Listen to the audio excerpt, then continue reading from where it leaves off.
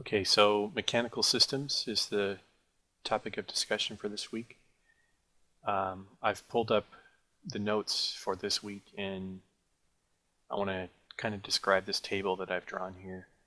So we're going to be talking about several different types of power systems this term. And the first one we're going to start with is mechanical power. So this week we're doing linear mechanical power and rotational mechanical power. And you'll notice that regardless of whether we're talking about mechanical power or fluid or electrical or thermal, they have some common features, such as there's a prime mover or something that's doing the moving, a force or a torque in this case. There's something that we're moving or a distance traversed. So for linear mechanical power, it's distance. For rotational, it's angular displacement. We've got a rate involved, so linear velocity for mechanical linear and angular velocity for rotational. The power systems involve some sort of work done or energy consumed, and then usually there's a couple of ways to think about their power draw requirements. So in this table, basically this is kind of a group here, mechanical linear power, and all these three rows apply to that. So we have the name of the quantity, the formula for the quantity in terms of variables, and then what units are typical. And I've drawn the English units in the left corner and the metric units in the right corner.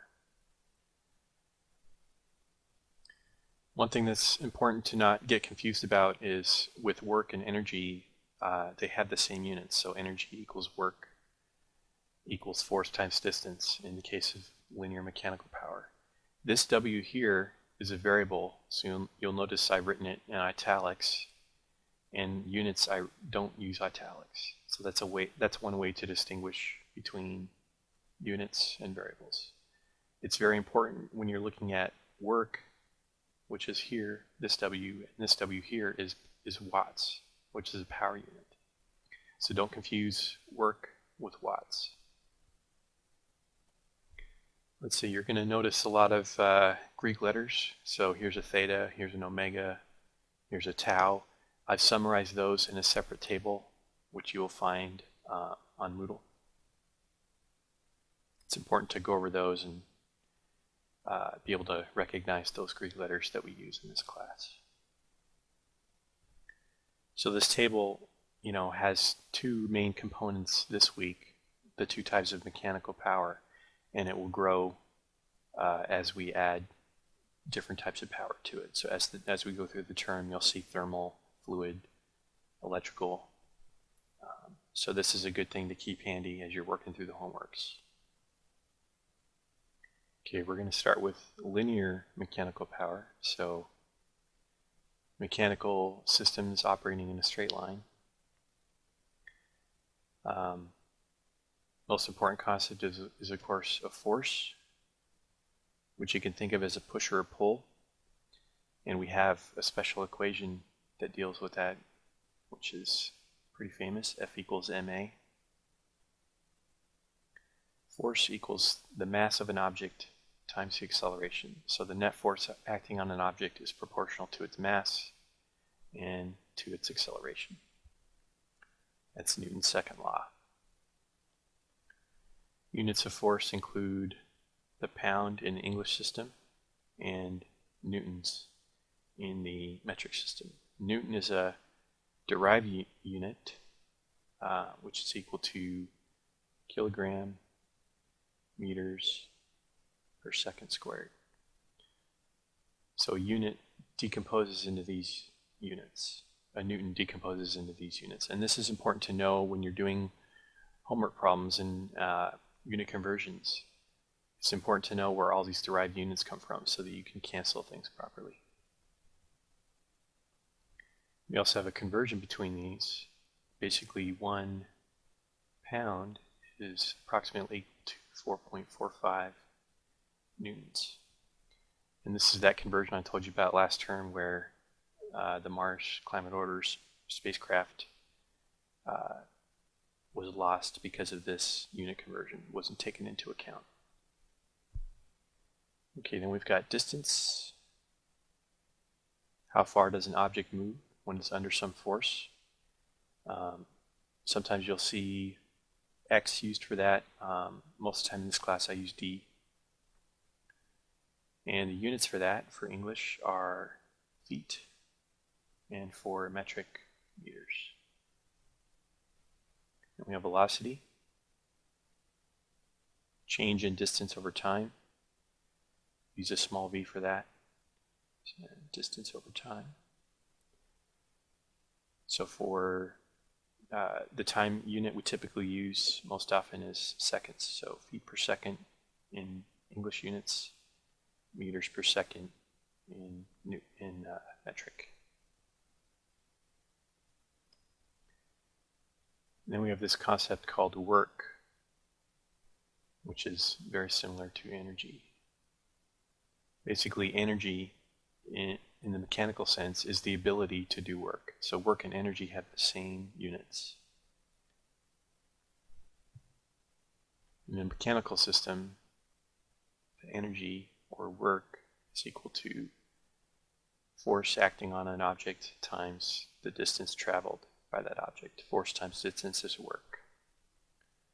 In terms of units for English system, we've got foot-pounds,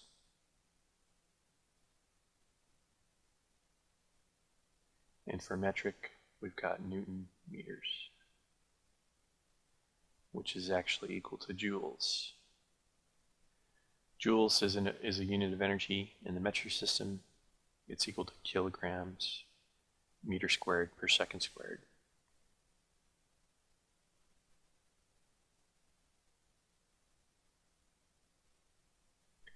So these three things are important to know. Kilogram meter squared per second squared is equal to a joule, is equal to a Newton meter.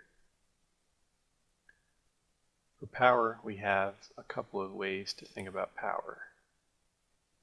Power is equal to energy divided by time, or in the case of mechanical systems, work over time. It's also equal to force acting on an object times its velocity. Force times velocity is also power. For units, we have in the English system foot-pounds per second. And for metric system, we have joules per second, which is equal to the watt. Like I mentioned before, very important not to confuse this W, which is watts, a unit of power, with this W, which is work, which is another way to say energy. This is a variable, this is a unit, and they don't measure the same thing. So since we know a joule has this equivalence, we can say a watt is also equal to Newton meter per second, and it's also equal to kilogram meter squared per second cubed. I should point out that at least in the English system, we use several different units for power. Foot-pounds per second is just one of them. We also use horsepower, BTUs per hour, various types. You can always do conversions, but this is the one that I want you to think about for this week. We have some other energy concepts to consider for mechanical systems. One of those is kinetic energy.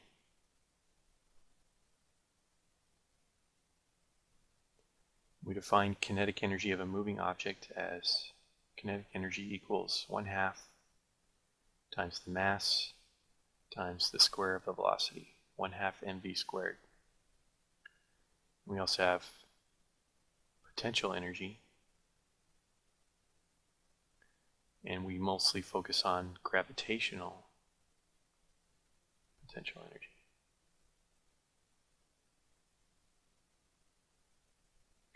So this relates to the energy associated with an object's position relative to the center of the Earth. But because we're mostly concerned about changes in potential energy, we can define the 0 point to be any convenient location, and for most purposes it results in suitable results. So we look at the change in potential energy, gravitational. The delta here means change in potential energy. It's equal to the mass times the gravitational constant times the change in height, delta H. So mg delta H. Sometimes you'll just see this as mgh because 0 height is taken to be the ground. So this is also equal to, you may recognize mass times gravity as the force of gravity, which we denote F sub g times delta H. So if we lift an object to some height and it's got a gravitational force of F of g, the change in potential energy is the product of those two. We define the force of gravity again as the mass times gravity. And g takes on different values depending on which system of units we're in. So for the metric system, g is equal to 9.8 meters per second squared. And for English system, it's about 32 feet per second squared. Now you got to be careful with calculating this, because if you're using the metric system, this is your gravitational constant, 9.8 meters per second squared, but your mass is measured in kilograms. For the English system, mass is measured in slugs.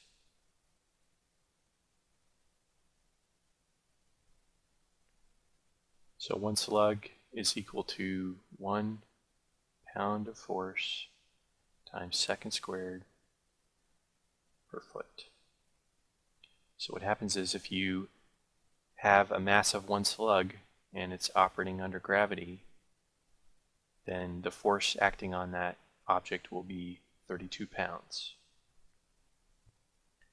Okay, next we're going to connect this idea of work with changes in kinetic and potential energy. So we call this the work energy theorem.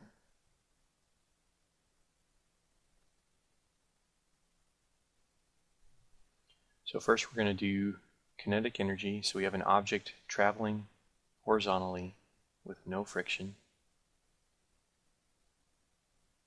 And we say that the work done on the object is equal to the change in kinetic energy of the object, which is equal to 1/2 times mass times delta V squared.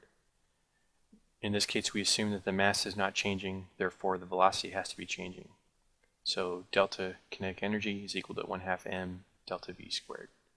And that's equal to the work done on the object. Now if we throw a vertical component into it, we have to start talking about gravity. So this is the kinetic energy component, and then we have the potential energy component. And this states that the work done on an object lifted off the ground is equal to the change in the potential energy, gravitational, and that's equal to the formula we've already seen, which is mg delta h. So if you're moving an object both horizontally and vertically, you would have two components. You would have a change in kinetic energy and a change in potential energy.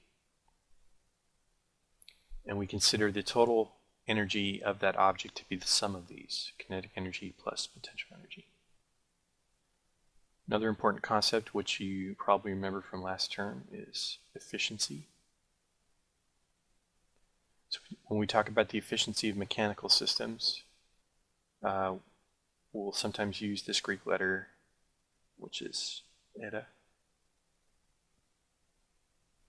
And that's equal to the energy output divided by the energy input. Also the power output divided by power in. Another way to think of this is power out is always less than power in. There's always some losses due to friction and other things. So power out you could also consider to be equal to power in minus the power loss.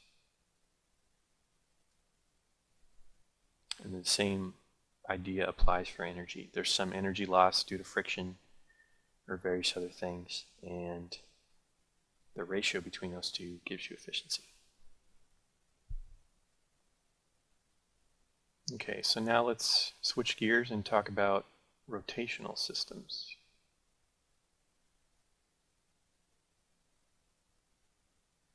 This is a little bit more complicated, so to do this properly we need to talk about a unit which you may not have seen before, and that's called the radian. Radian is a way to measure angles, just like degrees.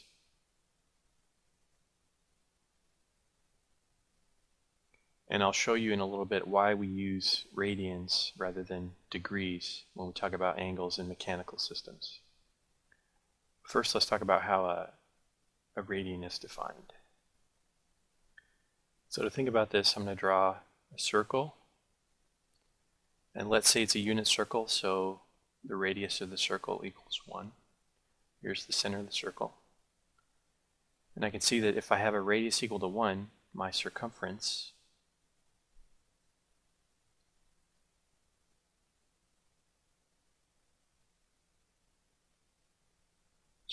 is 2 pi r, therefore my circumference of a unit circle is 2 pi.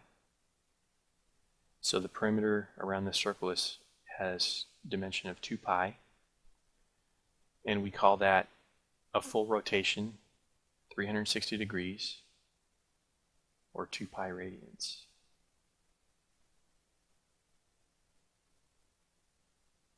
So going around the circle is 360 degrees, or 2 pi radians.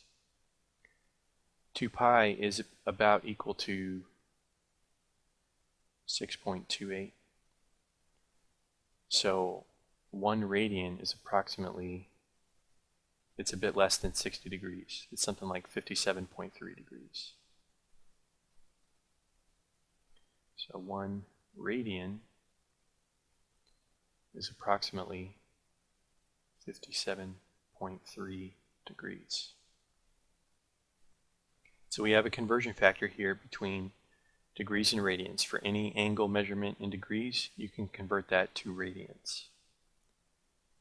Now the interesting thing about radians is it's a unit, but it's kind of an invisible unit, and I'll show you that in some math. So let's say that I have this circle and the radius is equal to 1 meter. And I would like to know the distance along the arc of the circle where this angle is 1 radian. And the formula for that, distance along the arc of the circle, is equal to the angle in radians times the radius. So if I have a radius of 1 meter and my angle is 1 radian,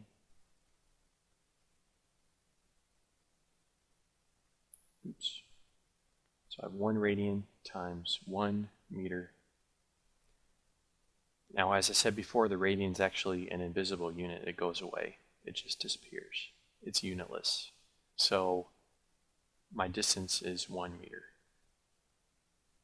So if I have a radius of 1 meter and I have an angle that is 1 radian large, then the distance along this part of the arc of the circle is exactly 1 meter. Now let's say I have a radius of 2 meters.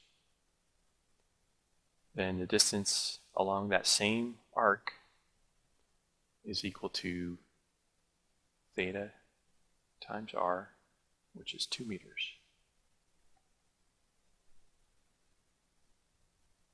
So doing this calculation in degrees would involve a bit more complicated math. So although it doesn't feel that way because we've never used radians before, I mean, you guys may not have used radians before, radian is actually a much simpler way to describe angles on a circle because it allows us to convert very quickly between the radius and the arc length of a circle.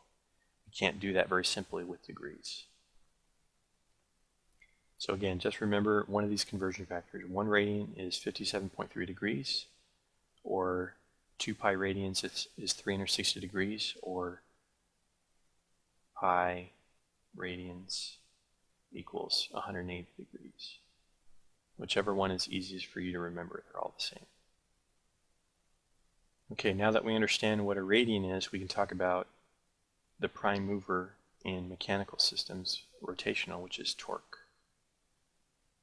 You can think of a torque as like a twisting motion. It causes a tendency for a force to rotate an object about an axis. So if I have this drawing here, so let's say I've got some sort of a motor as an example, and I'm exerting some force. Let's say it's a pulley. I'm exerting some force on this pulley in this direction, and it's a circular pulley, and it has a radius equal to r. Now the force is acting perpendicular to the radius. You can see it's kind of a right angle there. If that's the case, then the torque is equal to the force times the radius. So we measure the distance away from the center of rotation. That's the r, and then the magnitude of the force is F. If I multiply those together, I figure out how much torque is acting on this center. If you ever come across a situation where you have a radius here and you have a force going off in some other direction other than 90 degrees, the amount of force going off in this direction isn't all contributing to rotation. Some of it's contributing to linear motion. So we decompose the force into two components. We have a perpendicular component to the radius and a parallel component to the radius. So we call this Fx, and we could call this Fy. So the total F is equal to the sum of these two forces, Fx plus Fy. Fy contributes to rotation because it's perpendicular to the radius. Fx, because it's along the radius, does not contribute anything to the rotation. So we disregard it. So in this case, the torque would be equal to just the y component times the radius. So in summary, a torque is basically caused by a force acting at some distance away from the center of rotation. And we can also look at angular velocity. In other words, how fast is this pulley rotating due to this torque? And the way we calculate that is by looking at the rate of change of the angle. So we use omega, small omega, to represent angular velocity. It's equal to angle divided by time. So how fast does the angle change? That's the angular velocity. Theta is our angle, t is time. And typically, if we're using radians for the angle, we have radians per second for angular velocity. But remember, radians are actually unitless, so this is the same as saying seconds to the minus 1, or 1 over seconds. So that's angular velocity. Now, because I mentioned before that the distance along the arc length is equal to the angle times the radius,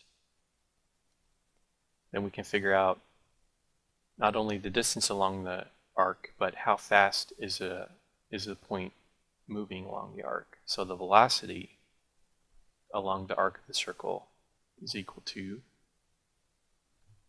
angular velocity times the radius. So you can see it's the same as the D equation, except I've replaced the angle with how fast the angle is changing in time. So we often use, rather than radians per second for angular velocity, we use another unit with motors called RPM, which is revolutions per minute. And it's important to note that 1 revolution is equal to 2 pi radians. So 1 trip around the circle is 360 degrees, 2 pi radians, or 1 revolution. And there are 60 seconds in a minute,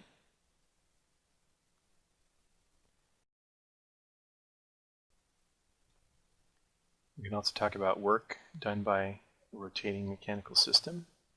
That's equal to the torque times the angle. So notice this is pretty similar to how work was for a linear system. We had a force times a distance, and here we have an angular force, or torque, times an angular distance, or an angle. Same thing for power. Power is work over time. It's also equal to the torque times the angular velocity. So again, just like we had force times velocity before, we have torque times angular velocity for rotational motion. Now, some important things about units here. For work, it's the same units as we had before. For energy, we have joules for metric system and foot-pounds for English system. But if you look at this formula, you might be wondering, like, how does that work? If you have torque here and angle here, how do you get foot-pounds? So remember, our formula for torque was force times the radius. So I had, if I'm measuring my force in pounds and I'm measuring my radius in feet, I get a unit of pound-feet for torque, which is the same as foot-pounds. So this is not a coincidence. The units of torque and the units of work or energy are the same. You just have to kind of remember in context which one you're talking about. So am I talking about torque? Am I talking about energy? They're both foot-pounds or pound-feet. You can write them either way. Some people use pound times feet just to keep it straight that they're talking about torque, but it really doesn't matter in terms of canceling units. You just have to remember that torque and energy have the same units. Let's look at the situation for the metric system. I've got joules for work, and joules is technically also a unit of torque, but more commonly we split it out to Newton meters. So a joule is a Newton meter. When we're talking about torque, we'll typically leave it as a Newton meter to remind ourselves that we're talking about torque. And then we'll use joules for work and energy. I know it's confusing, just go over it a few times until it sinks in. It's kind of tricky. Now on the power side, we've got watts for the metric system, and we've got foot-pounds per second for the English system. So again, these units work out because the angles are measured in radians, therefore they don't contribute any units when we multiply torque times an angle to get a work. It's still foot-pounds. Same thing for over here. We've got foot-pounds for torque, radians per second for omega, but radians are actually not there, so it's just per second. Foot-pounds per second gives us a power unit. The important thing to remember is that the units for energy and power are the same regardless of what type of system we're working in. If we're working in a linear mechanical system or a rotational mechanical system or thermal power, electrical power, we can always use these units to describe work, energy, and power.